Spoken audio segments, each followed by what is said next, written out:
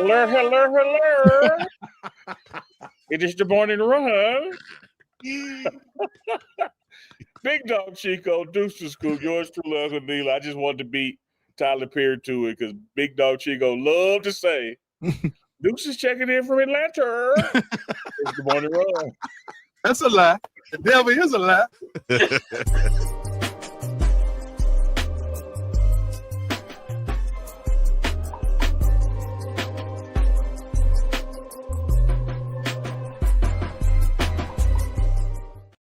Duke's already over there needing an inhaler, choking, laughing, and stuff like that. Unbelievable. Whoa! Thinking my words right. Runners, mount up.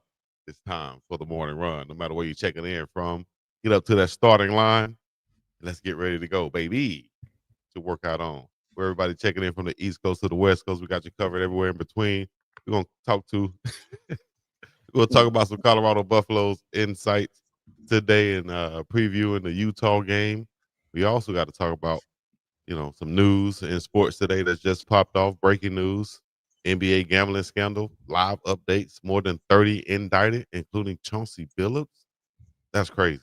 But we got to talk about the NBA and the unicorn, the alien, Victor Wembanyama. Last night, 40 points. We'll get into that. But first, we got to, of course, say, Dukes, Unc, how you doing?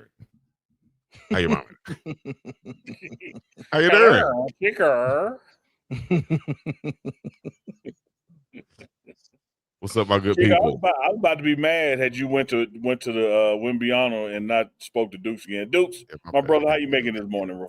What's up, big dog? How you doing? Man, it's all good in the hood, man. I'm chilling. Little nip in there today, but nothing too bad. So we practiced outside this morning. I said, let me do the show from outside. So I came out here on a little balcony. The camera angle and the light, and you can't see the view that I can see. So it's my bad, y'all. I want y'all to see the mountains behind me, but just take my word, they're back there. And turn out like you know. All right. That's what's up. Well, I'm doing great. Thank y'all for asking. I appreciate it. Thank you. We were coming to you. No, you wouldn't. Don't even lie. No, we weren't. Don't lie, Chuck. Chico. Don't lie, Chuck. How you doing, my brother? I'm doing great. You had the second best show on the internet back on TV last night at Shaq Called It Tron, the real opening night with NBA, inside the NBA crew back. And they're on ESPN now. I was able to check it out, saw some clips. They started out with the jokes once again, but still got some great coverage. It still looks the same. I'm going to ask you guys, the NBA on NBC coming back or inside the NBA on ESPN, the reboot? What y'all think? Which one is the best? Which one y'all most excited for? Both. I think they both won their nights. If you're over the age of 40, you probably appreciate NBC having the games back because you watched basketball during the Jordan era, the Marv Albert, and the coverage they were doing with Ahmad Rashad, et cetera, on NBC. And so to have Tarico, Reggie Miller, revamping that and bringing that back after so many decades off, it kind of waxed poetic and nostalgic. But I will say this: hats off to ESPN and what they've done with what was the Turner Broadcasting crew, the TNT crew, because they had the sense enough, Chico, to not change the damn thing. Right. The set looks the same. Even at one point in the broadcast, Kenny Smith, the Jet Smith said, "Hey man, they ain't do nothing. Like ain't nothing right here. We could have stayed where we was. I thought, ain't nothing different." And what even though that was a joke, that was the beautiful thing to me because, you went into this thing thinking like, man, ESPN, please don't mess this up. Like it's been working, the way it is. Let them guys, let Chuck make his jokes about San Antonio women. Let Kenny run to the big board with them bad knees. Let Shaq pull out the fake money. And they didn't change a thing, Dukes. They let those guys be themselves. And so I say hats off to NBC and to ESPN for getting it right. Awesome, man. Man, I actually got a chance to go visit NBA TV last year. My man Marcus Welch, shout out to Marcus Welch from College Park. He was one of the producers on the show. So I got to go meet Charles. And it really looks like it does on TV when you're there.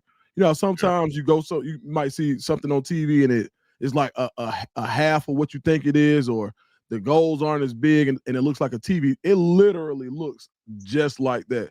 And they do an amazing job. And to see that they were able just to port the same set over, they didn't overthink it. Like, hey, look, It ain't broke. We just need a new home, but everything inside the house is perfect. So they took all the furniture, they took everything, and they just made it their own on ESPN. So I thought that was dope, man. And kudos to the guys for being able to produce a product so good that even a mega company understands that, hey, we could mess this up if we don't let them do it how they're supposed to do it. So hopefully that's foreshadowing for us as well. I love that last point there. I love that last point because whoever watching us and saying, hey, we want to distribute you guys, you need to know a couple things. No, you don't. No, you don't. Who's going to be in Atlanta? Chico going to steal. I'm going to still be in Hawaii. Go ahead. that was swift. I like that, Chico. That's what's up. All right. As they were, of course, the games were going on. Those guys were reacting to the game late into the night. Let's do our reactions real quick to some of the performances out there. And what stands out is who to you guys off the top of your head? Wemby. Yeah, how do you not start there, Dukes? Go right ahead, bro. Yeah. Oh, yeah. It just looked different. They said he went to hang out with some monks in the off season, and he came back like he went to a hyperbaric time chamber or whatever he did, whatever Goku does, whatever Van Damme did before the Kumite, whatever you got to go do, he did it because he looked so different. And I think the one play that let me see how different he was the crossover dribble behind the back, step back three. And I think it was an and one, if I ain't mistaken. It was. What do you do with that? Like, and he's got one of the better post defenders in the league. I think it was in front of Derek Lively, if I ain't mistaken. It was either him or the other 7-footer or Gafford, but I believe it was Lively. He was working on Derek Lively. He was working on Defensive Player of the Year, Anthony Davis. He was working on Gafford, whoever else. All of them like they were 6'2" trying to guard a 7-footer. Hey, every time he saw Anthony Davis, hey, come here. Barbecue chicken. Get here. Get out the way. When you do that to Anthony Davis, that was a scary scene last night. I was like, bro, and Steph Castle, when you got a 6'6" point guard, straight. But I was saying it last night, he got that old school Atlanta run and shoot game. Explosive, power hop. They call it a power hop. We call it just a jump stop. Yeah. Power hop. Go like he plays like a tradition. Like he plays as if he could have played on those Spurs teams in the late 90s, early 2000s. He could have been on that team with that grit he has. I'm scared of the Spurs right now. Like if you got one game, they look really freakish when it comes to athleticism. Exactly. And Castle know how to use them, it seems like, throwing alley-oop to Wemby. And I think this year they said you've gotten stronger, you're more mature. Hey, do what you do this year. You got free reign to ball out and do your thing. I think he can win Defensive Player of the Year. He can win MVP. He can win Most Improved. And he can win a damn championship if he keep balling like this. Because who's going to stop him? That's a cheat code. This is a monster. Well, yeah, he's definitely the takeaway of night two. Takeaway of even night one. Grew 2 inches somehow. Spent the summer with Akeem Olajuwon working on footwork. Came back more aggressive post-injury. He left last season a lot of meat on the bone due to an injury. Different mentality looks like. And he is indeed unstoppable. And here's what I'm going to say to you, Dukes, and to you, Chico, and the runners out there. When you're facing somebody you can't stop, what you have to do is just play disciplined defense. There's no need in jumping at this guy's pump fakes. You're not going to block his shot no way.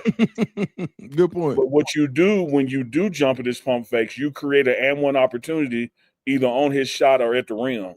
And one of the ones I saw is he pump fake a guy on the wing, went around him. Klay Thompson rotated to help as he should, fouled him, and he did a reverse slam.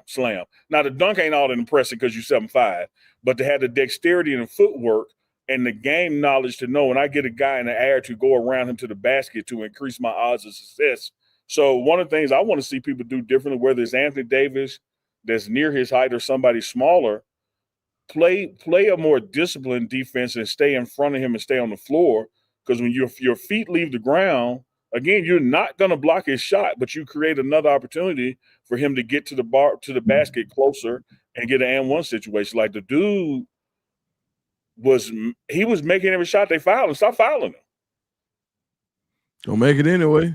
Yeah, like look, dude, you're gonna hit this three in my face. You're not finna get a 4-point play.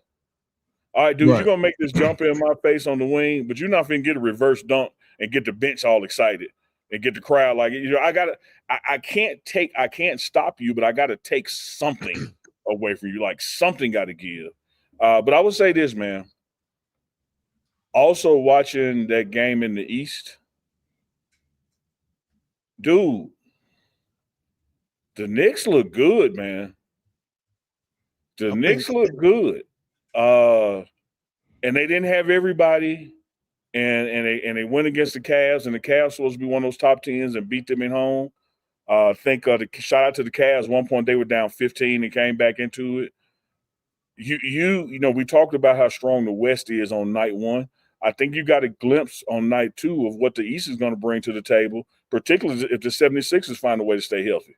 Like they're not out of it. Absolutely. I think they're favored in the East right now for the first time in a long daggone time. So first of all, let me say this because I wanted to bring this up. 40 points, 15 rebounds, no turnovers. I think that's the first time since who? It wasn't Wilt Chamberlain, was it? But first time in a long damn time that somebody. Oh, I think it was since Shaq did it 3 times.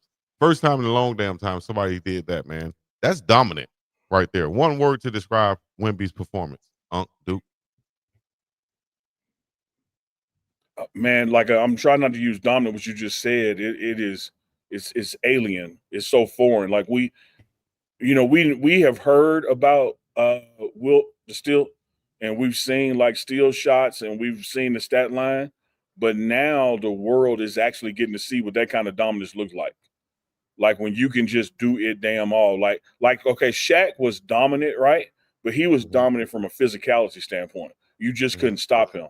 You know, Shaq wasn't doing no between the legs, step back, pulling up 3, 4-point play.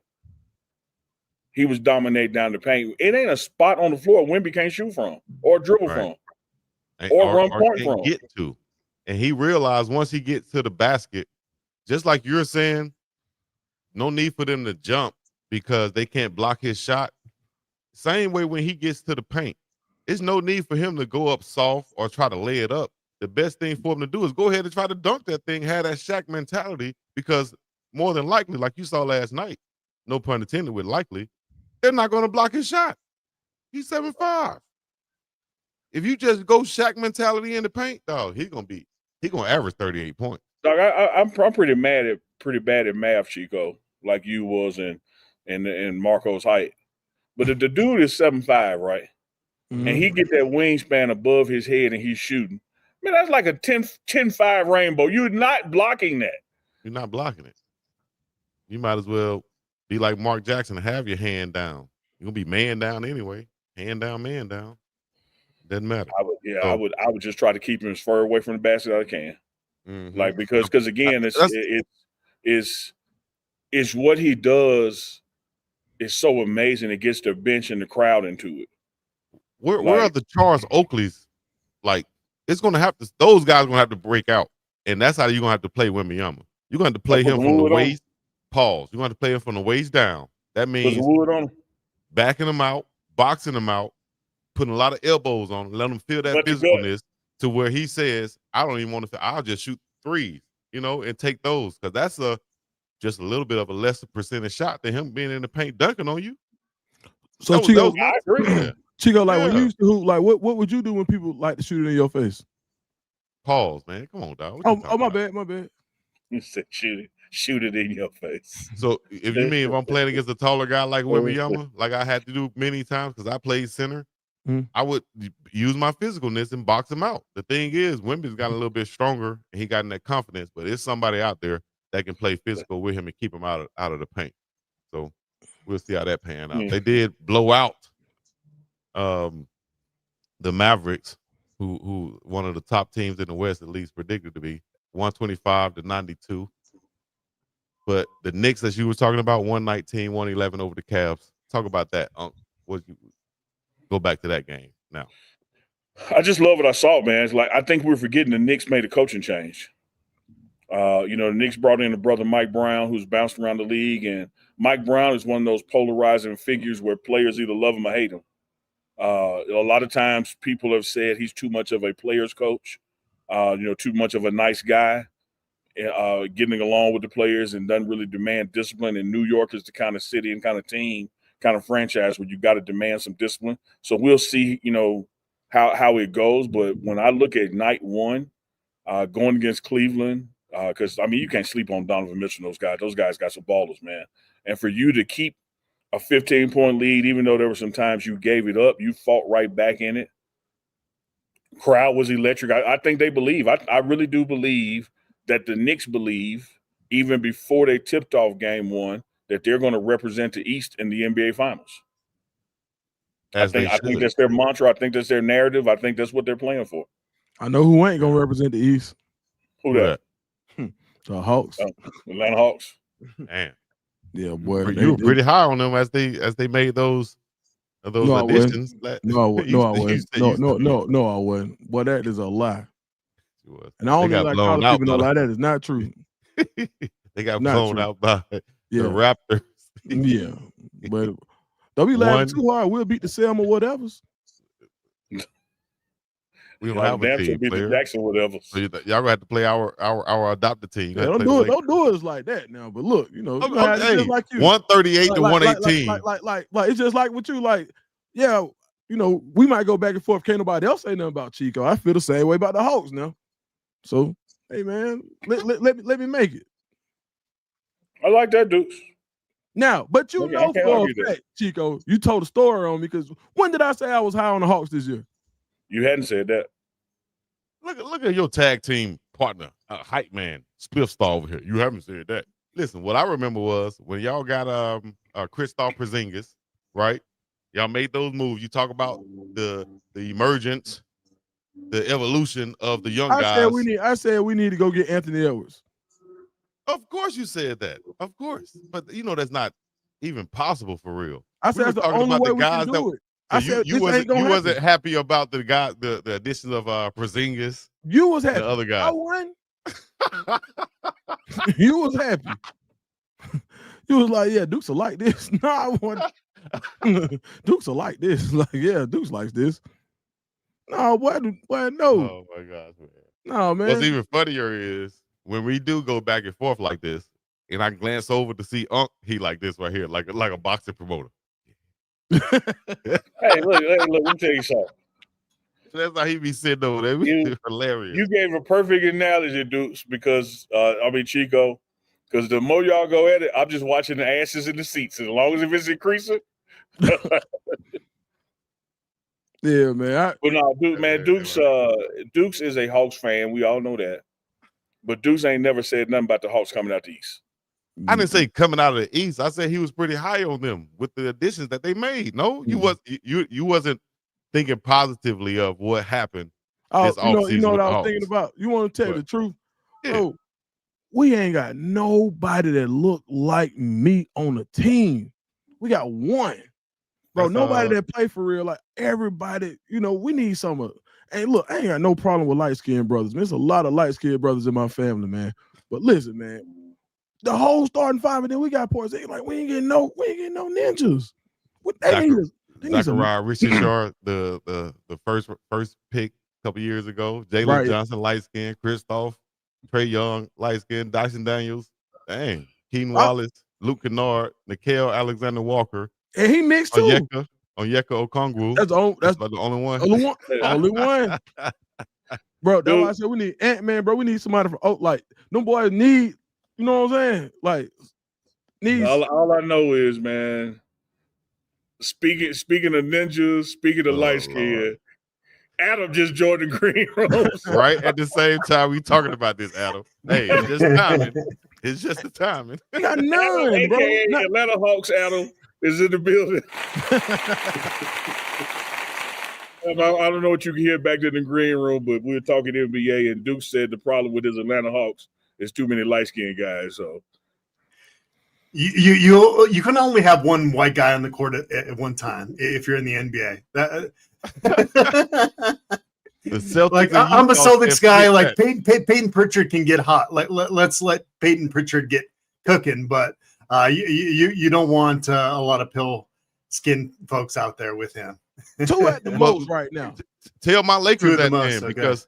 because we are putting Luka out there with Austin Reeves consistently. I can go with that. See, first of all, Luka, that's Hookah Doncic. You know what I'm saying? That's a little different. You know what I mean? Luka got a lot of soul. I ain't gonna say Luka got a lot of soul. That's a little different. You know what I mean? We're talking about a top 5 player in the league here.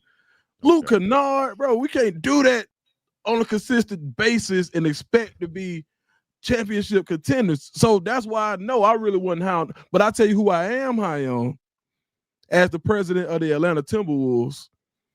Who else went for 40 last night? Ant-Man. Who else had, now, 40 points, 41 actually, 50% shooting from 3, got to his spot, and shot 50% from the field.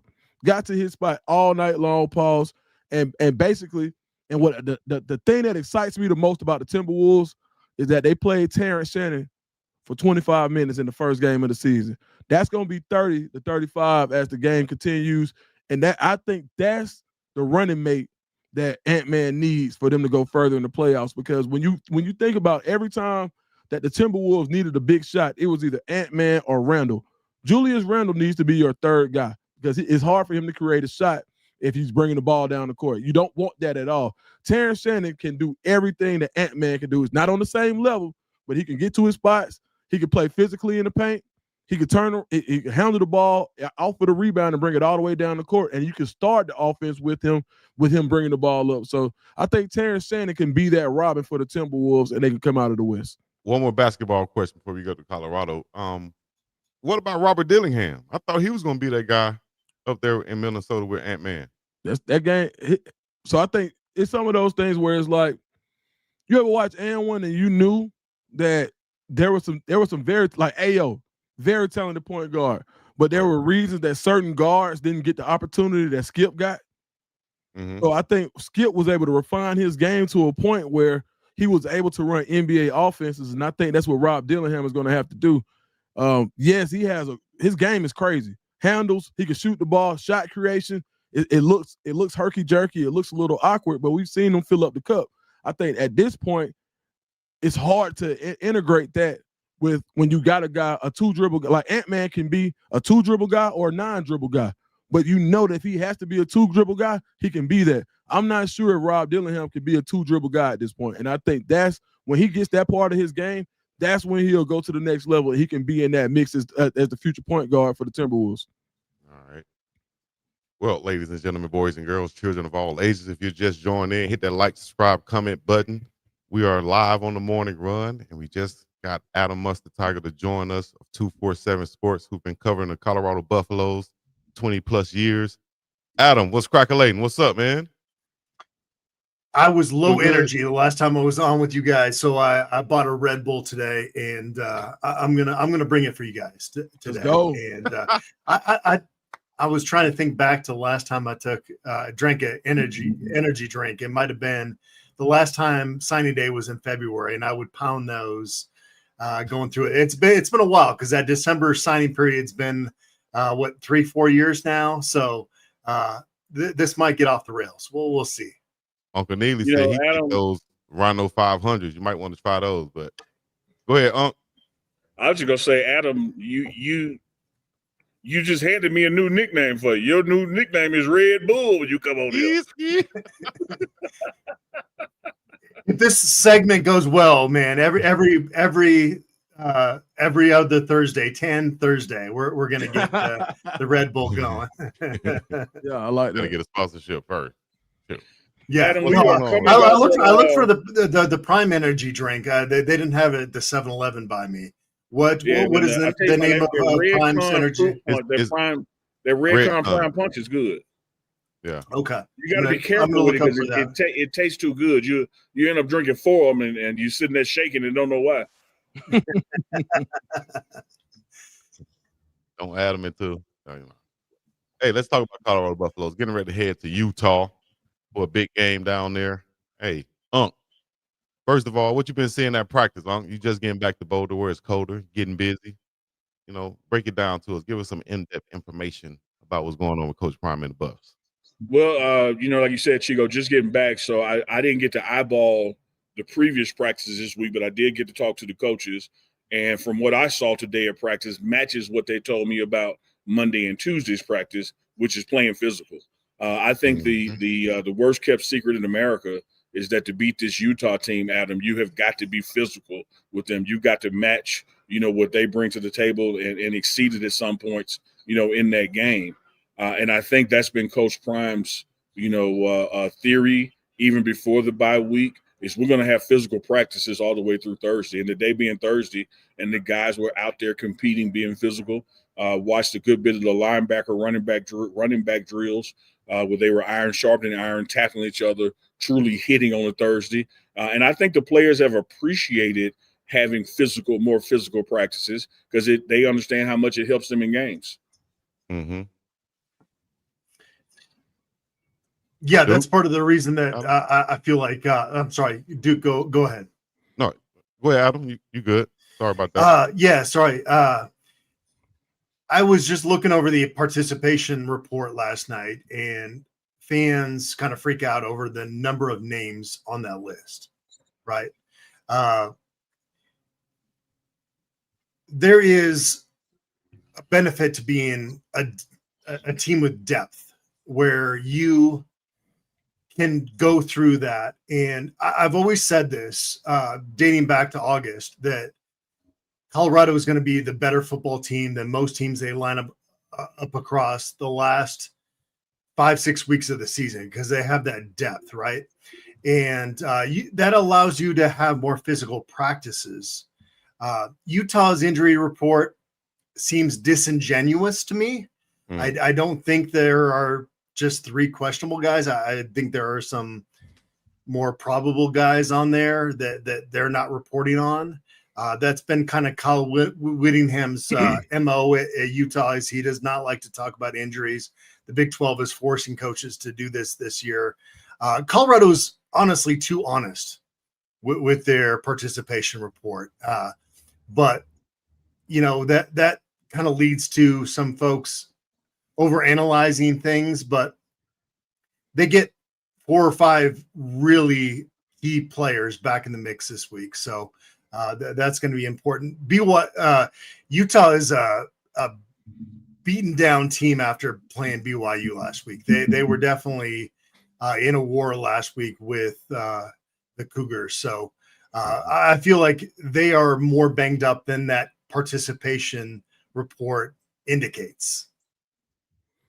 Adam, on Buff Stampede, and if you haven't already, go check out Buff Stampede. On Buff Stampede, you recently did a piece with Sammy Moore from Ute Zone, kind of telling you what was going on with the Utah Utes. What did you take away from that conversation, and what do you think fans need to know or to look for when it comes to this game this weekend? Well, if Dampier is starting at quarterback, then you've got to load the box because it sounds like he's been really inconsistent with his throws beyond 20 yards. And that's where a lot of their turnovers have come. Devin Dampier is a very talented quarterback. He can do some things with his legs. He can do some things with the short passing game. He's kind of, from a passing standpoint, the opposite of Caden Salter, where Caden sometimes struggles with some of those shorter throws, the screen passes, just the accuracy with that. But Caden's been awesome with some of those deep throws that he's put downfield. And so I feel like Devin Dampier as a passer is kind of the opposite. He's very consistent with those shorter throws. But when you ask him to throw downfield, it's an issue. Now, their true freshman quarterback that might start if Dampier is not healthy is going to be somebody you got to send a house at, right? You got to throw off a true freshman, but he's also pretty good with his legs. And so that would be potentially an issue in terms of containing him. Colorado over 24 years has never been able to defend a dual threat quarterback, it seems like. And so that would be an issue. That's one of those things that they've got to fix for Saturday's game. Yeah, talking about the freshman, he's been perfect in limited action. 9 of 9 passing, 138 yards, 1 touchdown, 111 rushing yards, 3 rushing touchdowns so far. So, like you said, no matter who's in it, you're gonna have to be defending the run. How can you stop this number 1 rushing attack in the Big 12 on the defense from the defense standpoint if you're Colorado? They're getting better at it. You know, they're playing more as a team. I'll send it off to Unk, but yeah, that's a group that seems to be getting better. And 4 of the 5 Power 4 opponents that Colorado's faced this year, they've given up over 200 yards on the ground. So that is a concern going into this game. But you know that's been something that Robert Livingston and this defensive staff has been harping on here the last couple weeks. Yeah. Yeah, I was going down a similar path. I think when you look at this run defense, you know, from week 1 to now, the arrow has certainly started pointing up.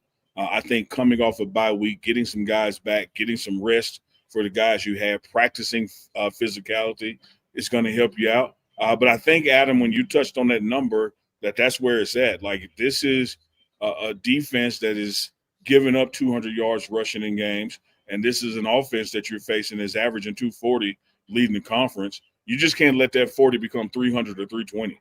Like, you gotta keep them below their average, which is around your average. And as crazy as it is to give up 200 yards, when you got the offense and receivers and can move the ball, you know, you're in games. If we can find a way to hold people to 180 or even less than that, you're going to no doubt win the game because you've now controlled the clock as well. But I think that this defensive line unit, the 3-headed monster is coaching it from the ends to the interiors, that they know they got to stop the run this weekend. Chico, as I said before, you've now reached that point in the season where people have had their buys. You're into the conference schedule. No time like before does your record indicate who you are than now. And coming off a win, going into the bye, we haven't had some success, you know, stopping the run compared to how you were poorly stopping it in the previous games. You know, this is the game that identifies you. Like, this is a game that sets the tone for those next games if you're going to win out or get bowl eligible to what may be in front of you. But the way this team, as Adam started off with at his top of his entrance, the way this team, particularly along the defensive line, has been built for depth.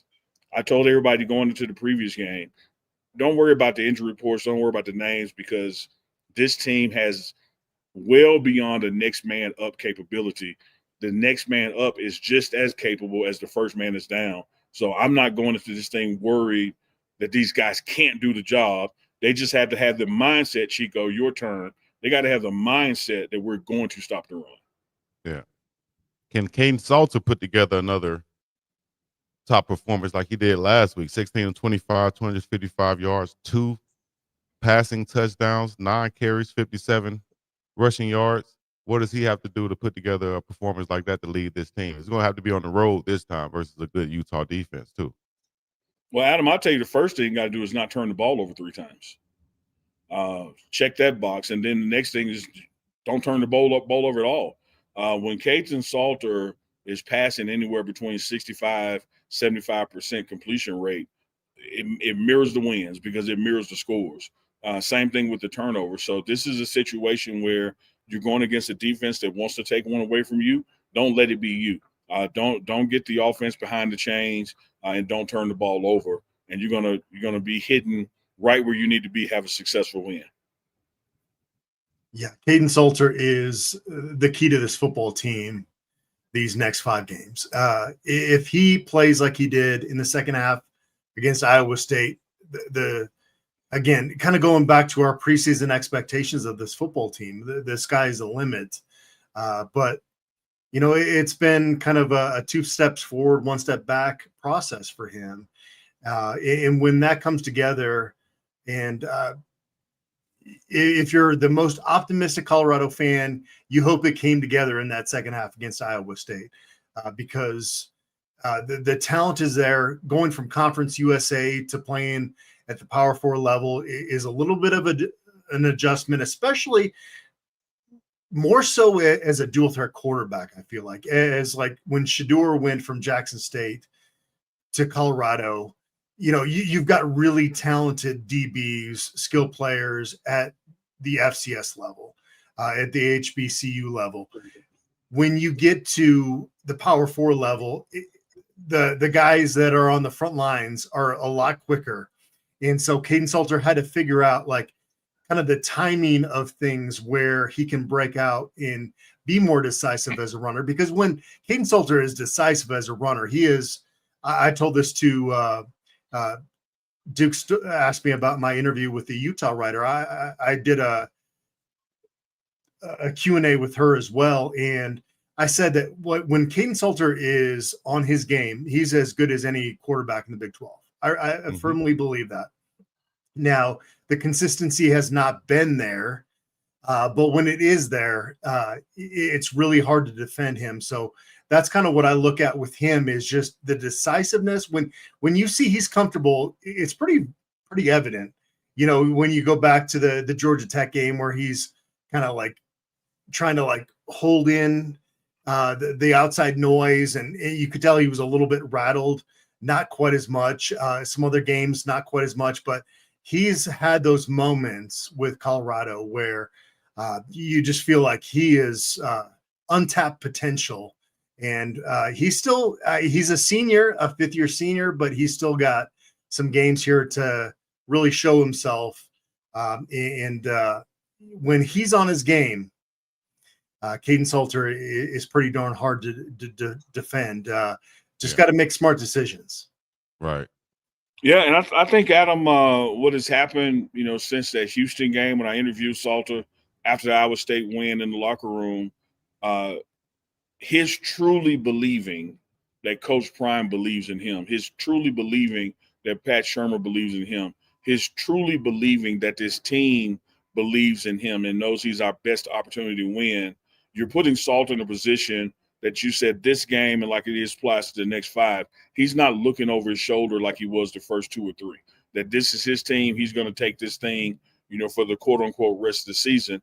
And you see that confidence in his play. And I'm telling you, if the guy hits around, we don't even have to get mid 75. If the guy hits around 60, 65% of his passes and doesn't turn it over multiple times, he has just put this team in an absolute position to win.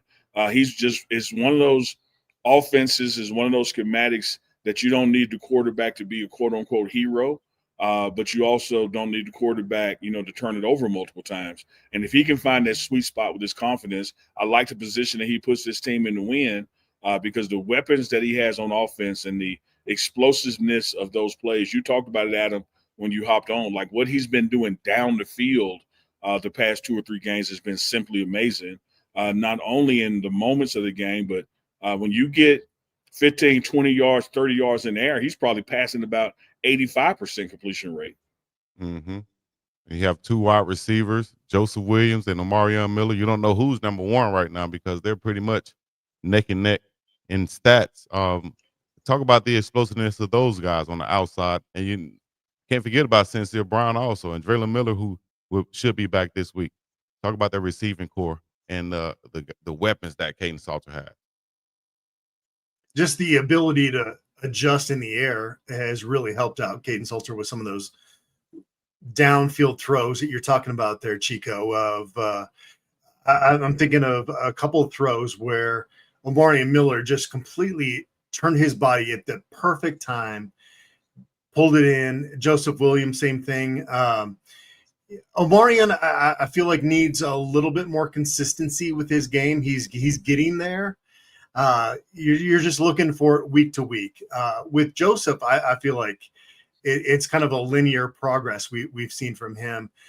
Somebody that was a quarterback in high school and is really figured things out in the last dating back to the second half of his season at Tulsa last year. So those two guys are really good at readjusting. Like 50-50 balls are not 50-50 balls for those two guys. I like that math there, Adam. When you look at, say, a Sincere and the height and the speed, a 50-50 ball becomes probably a 65 ball his way, right? If not 70. And I'm like, hey, man, you know, when we were there a couple of years ago, we had some questionable calls not go our way. I'd like to see us test the refs. Let's go to Sincere, because he's either coming down with or there's going to be pass interference. Yeah. You know, because of his body type, his style. Let's make the refs, you know, call some that's our way too, by challenging them up top, because we got the receivers to do it. But also don't forget about the shifts that you've made with receiver to running back. You know, if you got Cam Michael coming out of the backfield, you can have a Dre Miller coming out of the backfield. I think our offensive weapons are deep and talented. They just need the opportunity with the ball. Mm-hmm. Speaking about the shift that's been made, the offensive line, top of the Big 12, and a lot of PFF stats as far as protecting the quarterback, giving them time to throw. Talk about that offensive line, how the improvements they've made, led by Jordan Seaton. With this, every week seemed like he's leading offensive tackles in highest PFF grade. Talk about the offensive line. I look back to research how Colorado had done following a bye week during the Coach Prime era, and one of those games was at UCLA, and I just started having convulsions because that was a rough game. Mm-hmm. To see the maturation of that group, it's tough. You can't rebuild an offensive line in one transfer portal cycle, because the guys that are projected as early NFL draft picks on the offensive line are happy where they are generally. Now in the NIL era, maybe there could be an exception to that or two, but generally they're not going to transfer. So you got to build up from that next tier of guys. And the first year was pretty rough. The second year was better. And this year, yeah, they've gotten it together. And that coaching, I think we call it the three-headed coaching monster on that old line, has been fantastic this year. And it's really impressive that those guys can check their egos at the door and really just do what is best for these young men. That's been, I think Gunnar has been maybe the biggest surprise, not for me, but you know, the folks that didn't know him much when he got promoted to that position were kind of surprised. And he's been, I guess for them, a big surprise in terms of being a success on the staff. No, I think you're right on that, Adam. I think a lot of people, you know, scratch their heads when Coach Prime selected Gunnar White to be the tip of that spear. You know, that trident spear that Neptune carries, where you got 3 prongs on it, and the other 2 guys are NFL guys and been high caliber NFL guys. And everybody's saying, "Hey, man, who's this white kid graduate of an HBCU that happens to be a black belt? What is he doing in there?" And let alone in there, but he's heading it off. But Coach Prime saw what Gunnar White did in the offensive room, you know, at Jackson State, saw what he did here at Colorado, and knew he had earned that opportunity and that trust. And so he gave him the keys to the room, and I think you see the results of it. The good cop, bad cop that can take place in that room, the attention to detail from guys who have specific drills that they excel at, the communication they have with the offensive line. And let's not just forget, and I can't take anything away from the players, the upgraded talent. Like one of the things that we saw in the past couple of years here is that we got to have better play and better talent in the trenches. And I think that the recruiting staff and the coaches identifying the portal, the head coach making coaching changes there, I think that all adds to the success that you're seeing.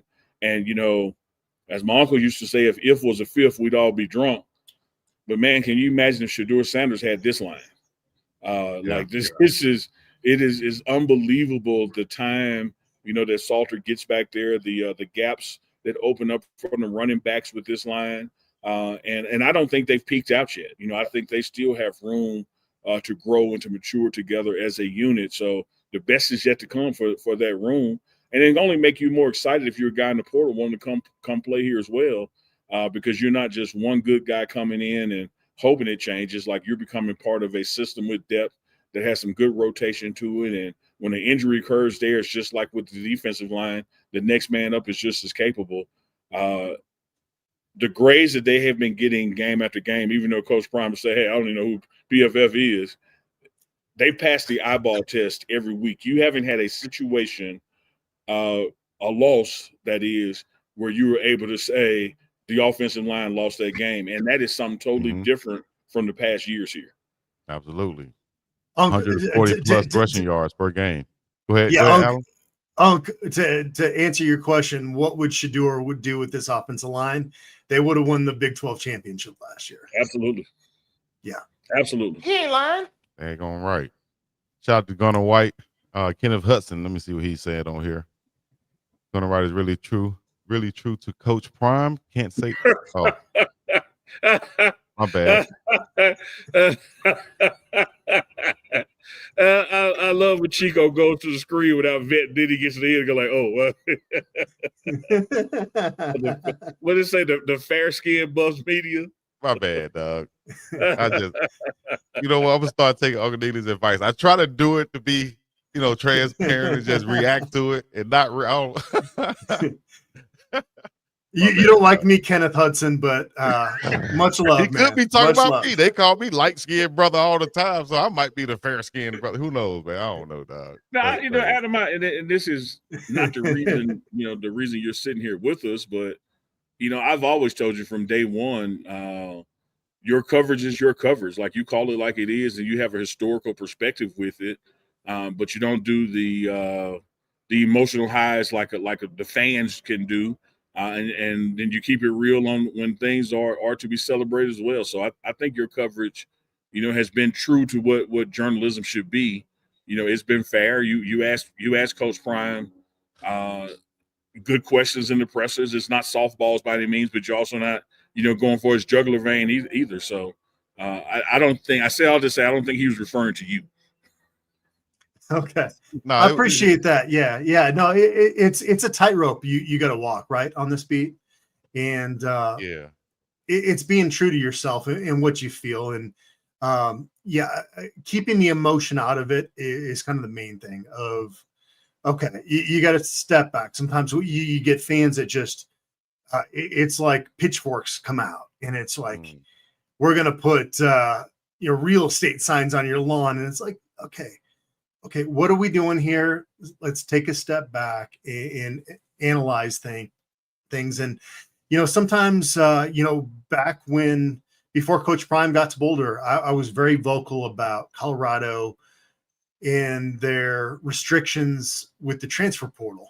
There were some academic things that just made it hard. They would submit something to the academic folks of these are the 20 guys we want to target from the transfer portal, and 3 or 4 would come back getting approved financially or not financially, academically approved for Colorado. And that was an issue and they fixed that. So it's always about like kind of pointing out the issue, but also praising it when you figure it out. Rick George has done a great job of bouncing back from some things that were very difficult. Rick George was part of that initial committee that the NCAA had to set up guardrails for the NIL, and the NCAA put that up on a bookshelf and didn't do anything with it, and it frustrated him. So he was kind of a little bit late on the NIL game, but he got back into it. He got Coach Prime. He has definitely been kind of at the forefront of some other things now, and so it's always one of those things where you only want to criticize when it's needed, but you want to kind of dial back from some of the criticism in other cases where it's just emotional. Yeah, I love that, Adam, and that's fair. I think I seen one of Chico's posts or shorts that he did on YouTube, and he talked about Coach Prime and turning this ship, and that you got to still look at from a culture standpoint, an organization standpoint, a research standpoint, what he inherited. You go from 1-11, we go to TCU, get that big win on the road to open up his career here. The wheels kind of come off that season. The next season is 9-3, I think. And Chico and I talked yesterday about they remember November.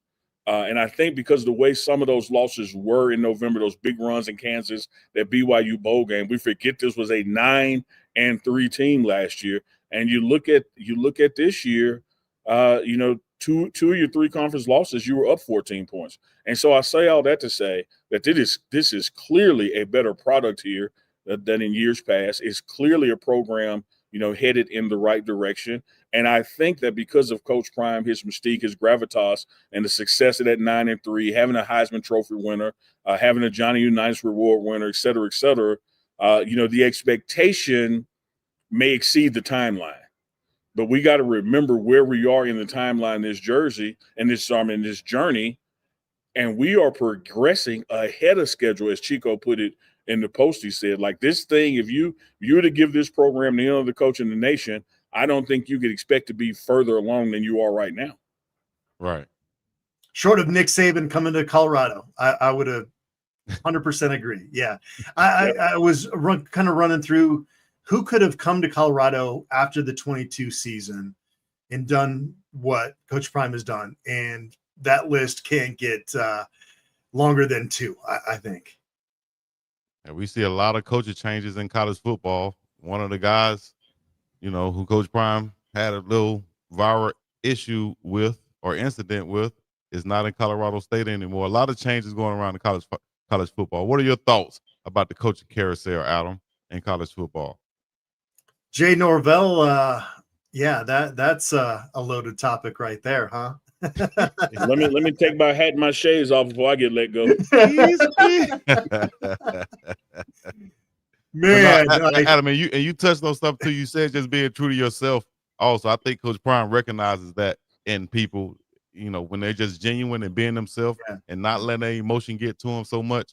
I think Coach Prime recognizes that, and that might be one of the situations where Norvell came to the podium and let his emotions get the best of him by saying that. He got a little sensitive in that radio interview. There's no doubt about that. That was that's one of those moments where you look back and go, man, like, did he really just say that? Did he really just say that? As they say, what do they say? Unprovoked, unwarranted. It's crazy the amount of money that is these boosters, man. Like they have too much money that you can buy out coaches that are being owed $90-100 million. Like, to me, that just it boggles the brain. I don't get it. It just seems like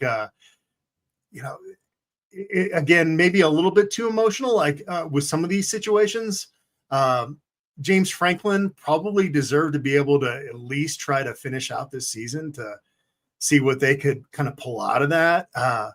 It's very reactionary and everybody wants to win a national championship every year. There are, 133 FBS programs right now. And every week when you line up against another team, one of those two teams is going to lose.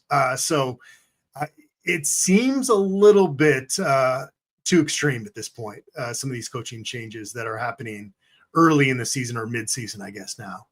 Yeah, and Adam, that's where I am as well, and why I double down, boldface, italicize, underscore expectations. And I love the way the Rick George has solidly placed the expectations of this program, with Coach Prime, and that we are ahead of schedule, and you can't allow a loss to Georgia Tech opening up the season to go, woe is me, let's raise some money and buy somebody out or something like you see in other places. I think that fans and boosters and people have to have realistic expectations about what it takes to write a program, what it takes to sustain that, and also what it takes to re-recruit the guys that you want to keep, with all which is new to us, since the pandemic, and that matters. And when you look at people willing to pay $50 million to fire a guy, when you don't see a lot of people wanting to pay $50 million to even hire a guy, it's like it's a head scratcher to you, just as a industry as a whole. And when you talk about those 133 that play at this level, I mean, you're also talking about 115 of that 133 that don't have a chance to win the national championship in the first place.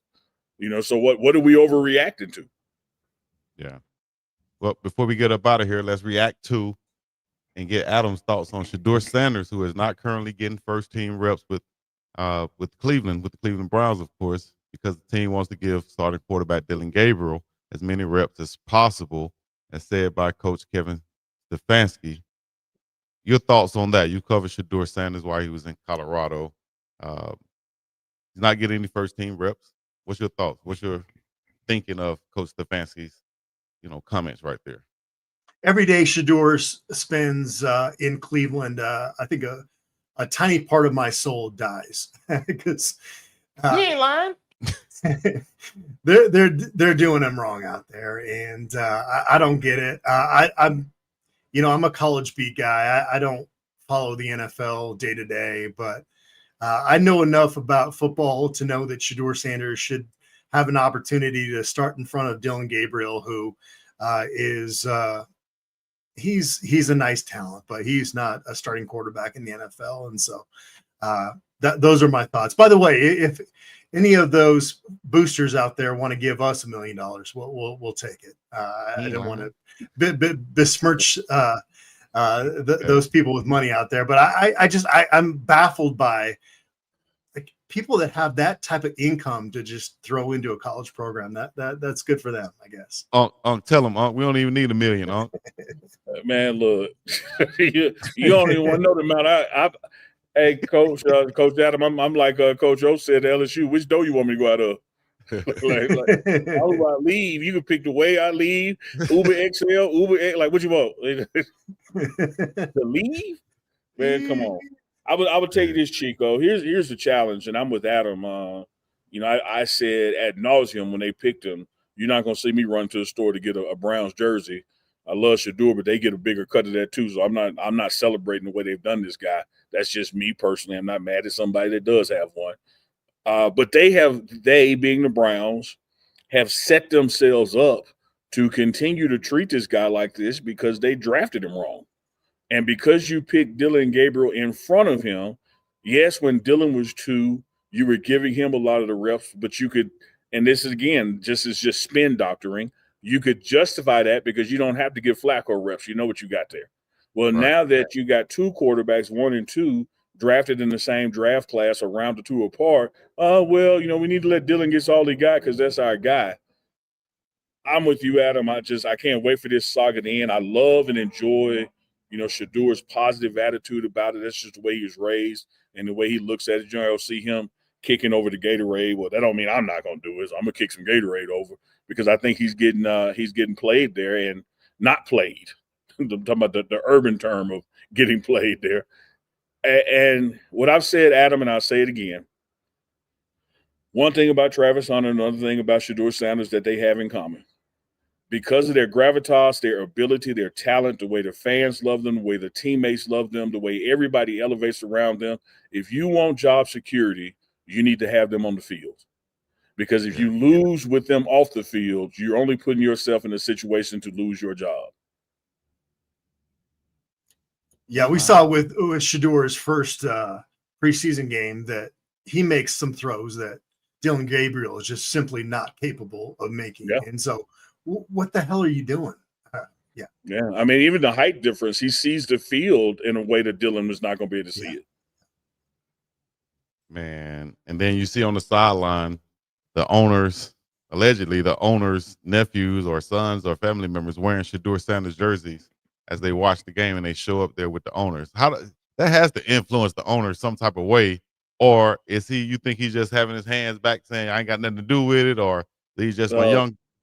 Like Adam teased us about people with money, man. A guy standing with a billionaire, he ain't thinking about what his grandkids got on. Like it ain't getting his attention whatsoever. Oh man! And that's part of the problem. I'm not saying it to say it justifies it. It should get his attention. It should get his attention when you come out the tunnel and see everybody in the stands wearing number 12. Like it should get your attention. The amount of earned media and talk shows like this that are mentioning your organization only because of Shadur Sanders, like that should register with you, but I just don't think it does. Well, we know eventually, somehow, some way, Shadur will be on the field leading a franchise, and we know where he'll be leading it to. The promise. Adam, we're at the top of the hour, but before we let you go, because may not get a chance to speak with you tomorrow, from Adam's eye point of view, give me 3 keys for the Buffs to get a victory on this road trip over to Salt Lake City? 3 keys to get a win in Salt Lake City. This stadium has not been kind to the Buffaloes. I covered a Colorado win out there in 2011, and that was a game where Utah was actually playing to go into the Pac-12 championship game, and they lost. So it was devastating to them. It was part of John Embry's first season in Boulder. Since then, the last what is that? They play there every other year, so 6 or 7 trips since then have not been kind to the Buffaloes. But I see Utah as a beat-up football team after a really tough loss to BYU. That is a game that in that state means a whole lot. That is one of the top rivalries in college football, like just from a mattering standpoint for those fans. The key is going to be to key in on that quarterback run, because whether it's Dampier or the true freshman, they're going to have somebody that's capable of making plays with their legs. And so keeping stuff in front of you in this game is going to be important. I don't think that Utah is very good at getting downfield and making explosive plays that way. So they're going to dink and dime you, try to do that. So that's going to be the key of just playing within space, getting into good situations, third down wise. If you can get into 3rd and 5 or 3rd and 6 on a regular basis, that's going to be key for the Colorado Buffaloes.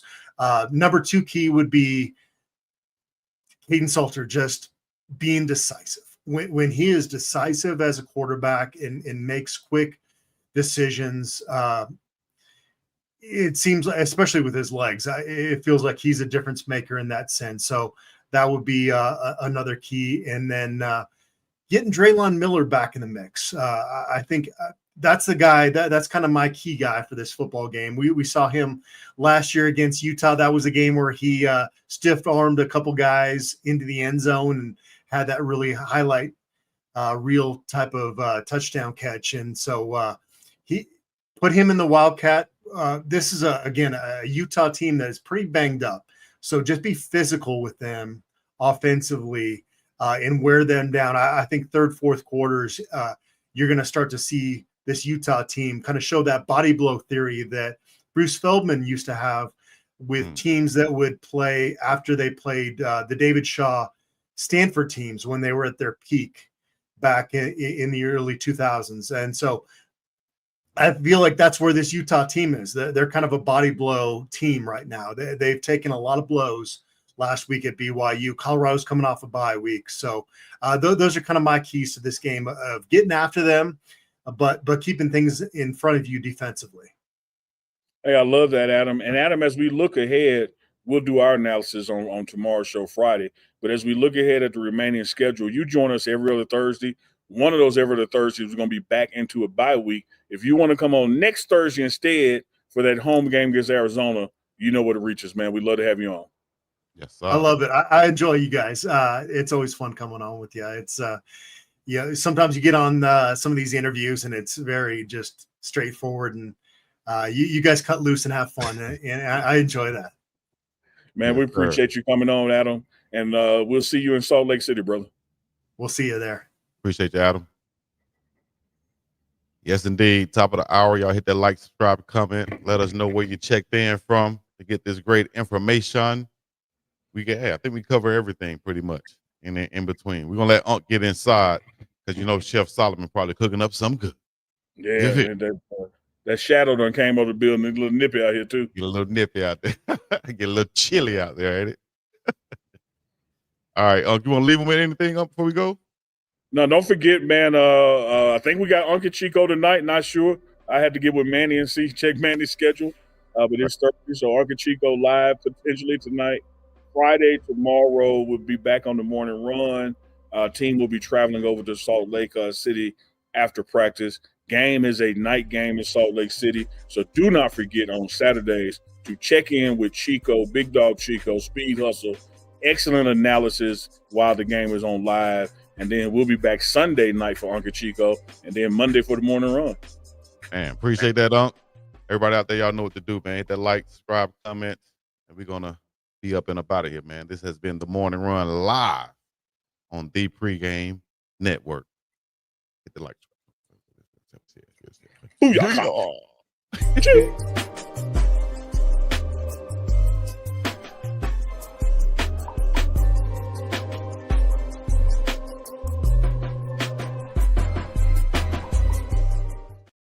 If you would like to connect with Unc and Chico or the Morning Run crew, hit us up in the email at Uncle Neely at thepregameshow.com or inbox Big Dog Chico on Instagram. Big Dog Chico on Instagram or Uncle Neely at thepregameshow.com. I see y'all in the chat. Appreciate y'all. Be up and about this thing. Peace and ability. Yeah.